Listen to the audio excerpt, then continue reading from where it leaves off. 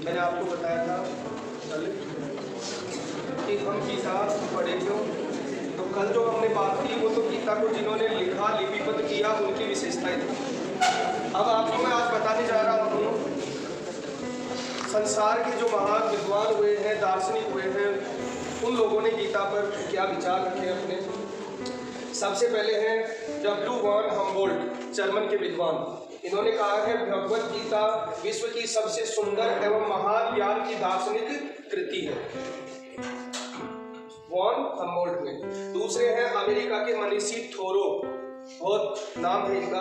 इन्होंने कहा पूर्वी जगत की सभी स्मरणीय वस्तुओं में श्री भगवत गीता से श्रेष्ठ कोई भी वस्तु नहीं है। गीता के साथ तुलना करने पर जगत का आधुनिक समस्त ज्ञान तुच्छ लगता है। मैं नित्य प्रातःकाल अपने हृदय और बुद्धि को गीता के ज्ञान के पवित्र जल से धोया करता हूँ। ये इन्होंने कहा है थोरो। दूसरा इन्होंने एक और कहा है प्राचीन युग की सर्वोत्तम वस्तुओं में गीता से श्रेष्ठ कोई वस्तु नहीं है। गीता में ऐसा उत्तम और सर्वव्यापी ज्ञान है कि उसकी रचना के असंख्य वर्ष हो गए, फिर भी ऐसा दूसरा एक भी ग्रंथ नहीं लिखा गया। क्योंकि अगर आप गहराई में जाएंगे ना तो आध्यात्मिक ज्ञान कभी लिखा और ऐसे नहीं जाता है, ये हृदय में प्रकट होता है। हर व्यक्ति के, आप पढ़े लिखे हैं या नहीं, इससे कोई फर्क नहीं पड़ता। ये हमारे लिए माइलस्टोन है, इनसे हम प्रेरणा ले सकते हैं। तीसरे हैं अल-बेरूनी, अरब के मनीषी हुए हैं। इन्होंने कहा गीता दुनिया की बेहतरीन इल्मी तोहफा है। इस एक किताब में दुनिया के सारे फिरकों का निचोड़ पेश कर दिया गया है। मतलब संसार की ऐसी कोई समस्या नहीं, जब से ये गीता प्रकट हुई तब से लेकर अब तक और आगे तक भी, कि इसमें किसी समस्या का समाधान न हो, ऐसी कोई समस्या नहीं है। अल्बर्ट आइंस्टीन, भारतीय दर्शन का मूल गीता है, ध्यान रखना। भारतीय दर्शन एवं ज्ञान के हमेशा ऋणी रहेंगे हम। भारत ने ही हमें गिनना सिखाया और शून्य अर्थात जीरो की जानकारी दी। बिना उसके कोई भी वैज्ञानिक खोज न हो पाती, आइंस्टीन ने कहा ये। नेक्स्ट, मार्क ट्वेन, अमेरिका के विद्वान हैं। धर्म के क्षेत्र में अन्य सभी निर्धन है, जबकि भारत इसमें सिरमौर है। दूसरे विद्वान कह रहे हैं ये बात हम नहीं, भारत हमारे मानव मूल की मातृभूमि है और संस्कृत यूरोप के सभी भाषाओं की जननी। मैंने पहले भी आपसे चर्चा की थी, सभी भाषाएं खिचड़ी है।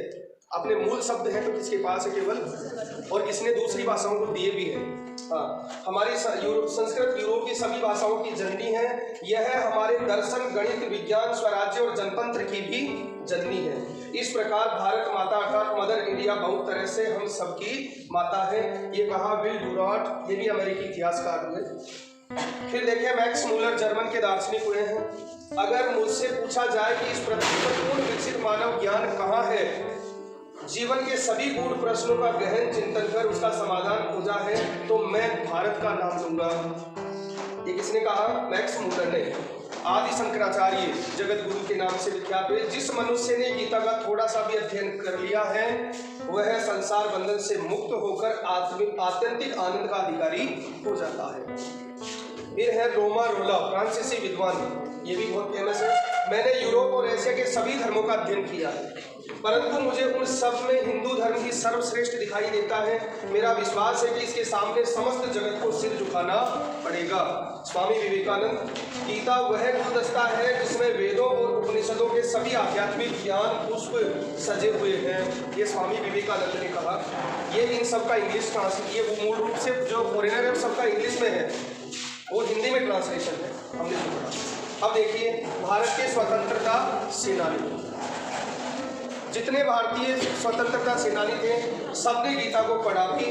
बाल गंगाधर तिलक ने गीता का अनुवाद किया जेल में रहते हुए, सुना होगा, पढ़ा होगा ना इतिहास में। तो भारत के स्वतंत्रता आंदोलनकारियों की प्रेरणा स्रोत भी गीता ही रही है। लोकमान्य बाल गंगाधर तिलक, लाला लाजपत राय, चंद्रशेखर आजाद, सुभाष चंद्र बोस, वीर सावरकर, मंगल पांडे, खुदीराम बोस, सरदार भगत सिंह, राम प्रसाद बिस्मिल, सुखदेव, राजगुरु आदि देशभक्त फांसी के फंदे पर झूल गए। उन सबके हाथों में गीता, और जुबान पर कौन से श्लोक थे? वासांसी जीर्णानि यथा विहाय नवानि घ्नाति नरो प्राणि तथा शरीराणि विहाय जीर्णानि यन्यानि संयाति नामानि देहि। और है नैनम चिंदन्ति शस्त्राणि नैनम दहति पावकै न चैनम क्लेदन्ति दहन्त्यापो न शोष्यति मारुतः अच्छेद्योयम अधाय्योम एकलद्यो ऐसोस्येव च नित्य सर्वगते स्थाणो अचलोयम सनातन। ये कहते हुए ये लोग फांसी पर झूल गए। मतलब क्या था कि हमारा शरीर मात्र वस्त्र है, छूटेगा फिर मिलेगा। यदि शरीर छूट गया तो हमारी आत्मा मरेगी नहीं, फिर से शरीर धारण करेंगे, फिर तुमसे लड़ेंगे, हमें कोई न जला सकता न गीला कर सकता। इस तरह से इन लोगों का विचार था। ये सोच करके ही ये लोग स्वतंत्रता के लिए लड़े। और महात्मा गांधी के गीता के बारे में विचार, गीता पर राष्ट्रपिता महात्मा गांधी के विचार। गीता की ही शरण लेकर गांधी जी ने भारत को आजाद कराया और राष्ट्रपिता की उपाधि भी प्राप्त की। जब भी जीवन में वे अपने को हताश और निराश पाते थे तो गीता का आश्रय लेकर पुनः आशा और शक्ति से तरोताजा हो जाते थे। ये गांधी जी स्वयं भी कहते थे कि जब मैं घोर निराशा में होता हूँ तो गीता की शरण में जाता हूँ। उनकी एक जीवनी थी, उसमें भी उन्होंने कहा है, उन्होंने कहा है गीता मेरी माता है, गीता मेरी बाइबिल या कुरान ही नहीं बल्कि प्रत्यक्ष माता ही है, ये जगत जननी है, ये सभी को तृप्त करती है। मैं तो चाहता हूँ गीता केवल राष्ट्रीय शालाओं में नहीं बल्कि प्रत्येक शिक्षण संस्थान में पढ़ाई जाए। एक हिंदू बालक बालिका के लिए गीता को न जानना बड़ी शर्म की बात होनी चाहिए। ये सच है कि गीता विश्व धर्म की ही एक पुस्तक है। जब इतने विद्वान हमें बार बार प्रेरित कर रहे हैं